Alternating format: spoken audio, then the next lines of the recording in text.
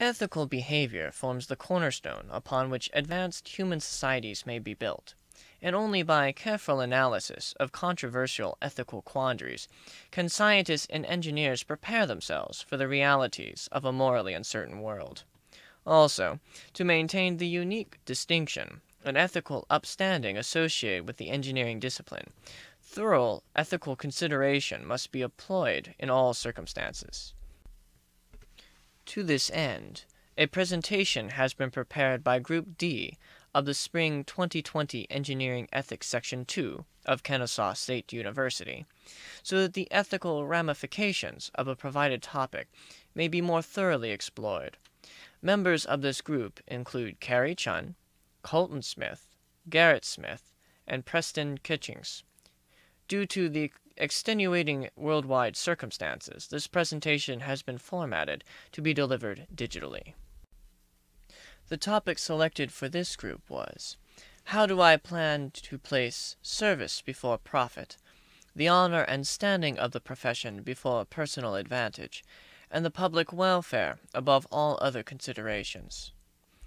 To thoroughly explore such a rich and diverse topic, modern Western ethical theories will be extensively utilized. Analysis of this topic will be accomplished through the use of multiple case studies that will address specific elements of the original topic.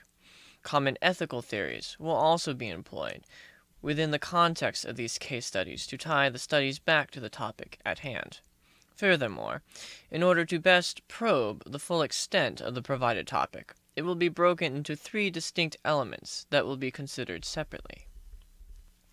For the first part of this presentation, a means to place service before profit will be analyzed. Such a mentality is crucial for the engineering profession, because while the engineering profession may operate within the framework of a capitalistic economy, good engineering decisions are not based on materialistic gains. Rather, engineers are tasked with developing safe products and services for the betterment of society, with quality work placed well above the bottom line. Perhaps because the astronauts of the doomed Apollo 13 were successfully returned to the Earth, this NASA disaster has received increased notoriety and even a major motion picture based on the events. However, the circumstances surrounding the first manned Apollo spacecraft are far more tragic and pertinent to this discussion. Unlike Apollo 13, Apollo 1 never flew to space. In fact, it never made it off the launch pad. Tragically, while the 3 crew members were still strapped into the capsule for a standard dry run of the launch sequence, a fire broke out in the cabin. In less than a minute, the fire had consumed the spacecraft and killed the occupants, who had been unable to open the hatch in the precious moments before the fire had spread out of control. By the time fire crews reached the capsule, there was nothing to be done. With the pure oxygen environment inside the spacecraft fueling the rapid conflagration, all 3 astronauts were dead. Considerable redesigns to the Apollo spacecraft would follow, with the oxygen concentration of the environment dropped to only 30% in later design iterations of the capsule. Also, potentially flammable materials in the cabin were removed, and the egress hatch was changed to open outward and to be opened rapidly in the case of an emergency. Following the disaster, a NASA review board conducted an extensive investigation.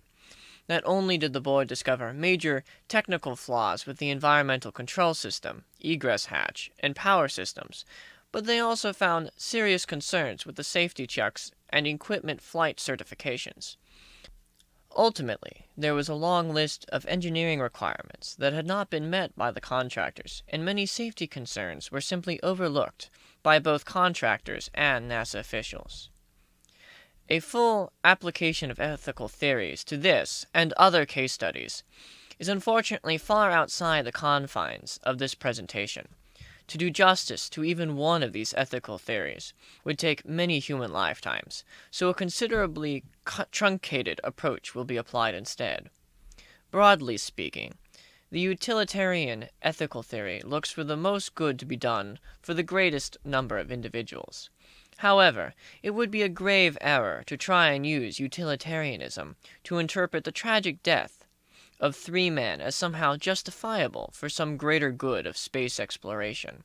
For not only were these deaths needless and avoidable, but the ramifications to their loved ones, friends, and even the world of losing these 3 young men remains immeasurable. While the cost-benefit analysis tends to take a more analytical approach to ethical decision-making, this theory mirrors utilitarianism, as the value of 3 lives greatly overshadows whatever costs may have been saved by cutting corners on the ground test. Duty and right ethics will be considered as 2 sides of the same coin, and thus lumped together in this analysis. Within the framework of these ethical theories, ethical actors either have duties to other entities worthy of moral consideration, or, on the other side of that coin, those entities have explicit rights as a consequence of deserving moral consideration. Regardless of the perspective, it is clear that NASA contractors and engineers maintained a duty to make sure that the capsule and test environment was going to be safe for the astronauts, or put another way, the astronauts had a right to a safe working environment and ultimately to their lives. Finally, virtue ethics is arguably the least structured ethical theory. Simply put, an individual is considered ethical if they choose to do virtuous acts, which may seem straightforward, but unfortunately, it is often the case that gray areas abound. However, in this situation, the line between good and wrong is fairly clear, as going forward with human testing on a spacecraft that has not yet been thoroughly vetted or tested is completely unacceptable. While it may not be possible to specifically blame a contractor or company for cutting corners on the Apollo 1 spacecraft to increase profits, there is no question that there were major issues ignored by both external individuals as well as internal NASA managers. Perhaps rather than focusing on producing a high-quality product, some of the engineering was more concerned with meeting a deadline. Such practices are not only unacceptable and unethical, but they can also be extremely dangerous, and the crew of Apollo 1 demonstrated this with their lives. The next part of the topic to be considered is how to place the honor and standing of the engineering profession before personal advantage. Similar to the prior topic, this topic is concerned with ensuring that ethical engineers produce high-quality work. However, while the previous topic was concerned solely with monetary situations overshadowing quality engineering, this topic focuses on the individuals and their actions with respect to the engineering institution. At the turn of the 21st century, reports were surfacing of potentially lethal vehicle crashes caused by Firestone tires. The issue appeared to disproportionately affect tires on Ford Explorers, a popular SUV model at the time, with many incidents resulting in fatal rollover crashes. Understandably, many owners of Ford Explorers became fearful of driving their vehicles if they were equipped with Firestone tires. Firestone would conduct an internal investigation, with the defective tires almost exclusively traced to a single factory. The investigation would reveal that expired adhesives and other quality control issues had been deliberately ignored to increase production and lower costs.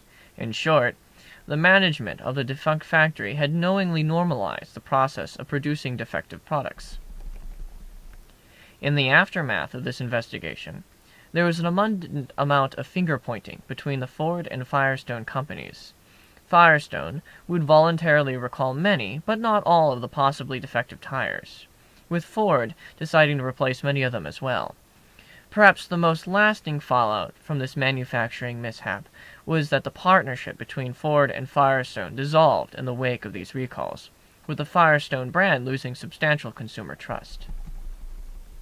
When applying the ethical theories, it is clear that the time spent by the Ford and Firestone squabbling over who was to blame for the tire issue was not in the best interest of the largest number of people.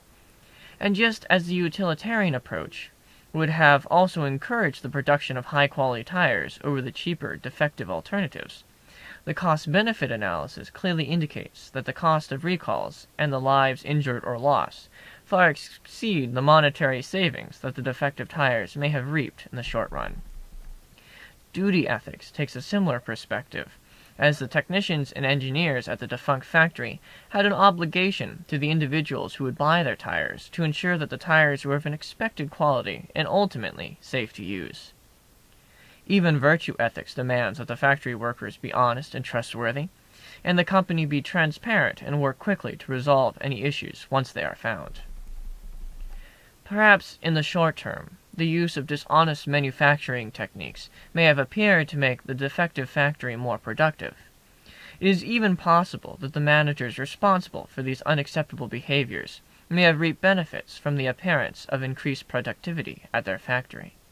However, it is also clear that whatever personal advantage these individuals may have enjoyed came at the cost of the honorable engineering profession and ultimately the reputation of Firestone.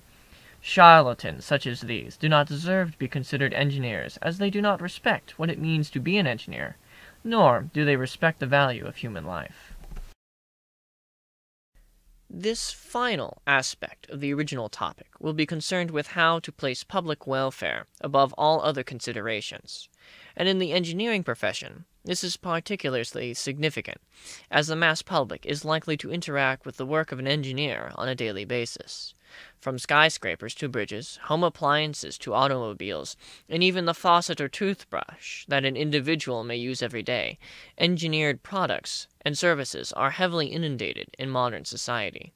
This unprecedented level of integration makes it no wonder that most modern engineering ethical codes include clauses that pertain to improving public welfare. Many ethical codes also go so far as to call engineers public servants and warn against creating situations that could endanger the public. Especially within the context of engineering that serves the public, engineers are also typically tasked with designing solutions that will continue to be functional even in extreme worst-case scenarios, so that the private citizen will remain safe. The tragic occurrence of the RMS Titanic is well known and has been retold, albeit with some artistic liberties, in a number of major motion pictures. While the list of circumstances that led to the vessel's fateful encounter with an iceberg in the freezing North Atlantic Sea are too numerous to recount here, the tragic fact is that the vessel would sink, taking over 60% of her passengers with her. However, the greater tragedy of the Titanic may simply be the ways in which the tragedy might have been mitigated, if not avoided, entirely. What may be less known is that on her maiden voyage, the Titanic also carried a team of engineers and designers who were there to ensure the ship ran smoothly on her first transatlantic crossing. One of these individuals was Thomas Andrews, who was the lead designer of the vessel. When the colossal craft was still in the designing phase, Andrews had originally planned for there to be enough lifeboats to accommodate all passengers and crew. Additionally, Andrews wanted to correct a fatal design flaw that would make the Titanic difficult to maneuver. However, both these design changes were overridden for various reasons. Of course, the consequences of these design flaws were disastrous. When faced with the calamitous iceberg, the Titanic was unable to successfully circumvent the obstacle. And after Andrews had inspected the damage and concluded that the vessel was doomed to sink, there were only enough lifeboats for around half of the souls on board. Perhaps even worse, the deployment of these lifeboats was delayed, eventually resulting in desperate and haphazard deployments that sent many boats out filled well below capacity. Through the lens of common ethical theories, it is clear that there are many issues with the Titanic and her operations. Supposedly, the reason given by the president of the White Star Company for overriding Andrews' plan for more lifeboats was that additional lifeboats would detract from the views on deck. However, utilitarian ethical theory would argue that whatever benefits afforded the wealthier patrons of the doomed vessel would be severely outweighed by the greater good that would have been afforded by the additional safety measures. Indeed, the cost-benefit analysis concurs with this argument, as whatever time was saved by taking a more direct route across the Atlantic Ocean must be severely overshadowed by the tragic loss of life and sinking of an engineering marvel. Moreover, duty ethic demands that the designers and operators of the vessel act in a way to ensure the safety of the occupants, just as virtue ethics argues that neglecting safety equipment is an unscrupulous decision. Unequivocally, the Titanic is a cautionary tale of placing frivolity before the public good. And while there were many costly mistakes made, this story is not one completely devoid of morals and virtue. Stories of sacrifice and heroism abound, such as the tireless efforts of Thomas Andrews to expedite the evacuation of the doomed vessel. By all accounts, he worked with little thought of himself in the desperate hours before the Titanic slipped beneath the Atlantic Ocean. Indeed, Andrews would place public welfare above all other considerations, even his life, an inconceivable sacrifice for a now revered engineer. It is important to understand that this presentation has considerably simplified the ethical decision-making process. While the case studies presented here may have appeared very straightforward, there is no way to truly understand the subtlety or situational experience of the actors who took part in these events. Moreover, it is impossible to know how any individual faced with similar circumstances would act. Therefore, what is more significant is the ethical framework utilized to better understand these circumstances, because while it is easy to claim that an engineer who places service before profit, the honor and standing of the profession before personal advantage, and public welfare above all other considerations will be an ethical individual, how one does that is considerably less clear. Ethical codes and theories are invaluable sources for inspiration, and case studies often provide a salient window into past actions of humanity. But more often than not, ethical decisions are made simply by individuals who are willing to stop and consider the ramifications of their actions. And if a moment of introspection can save time, money, or even lives, then perhaps an engineer should be prepared to stop and think a while. Information sources used to produce this presentation may be found here. Additionally, all pictures that appeared in this presentation may be sourced from the following locations. This video was produced and narrated by Cary C.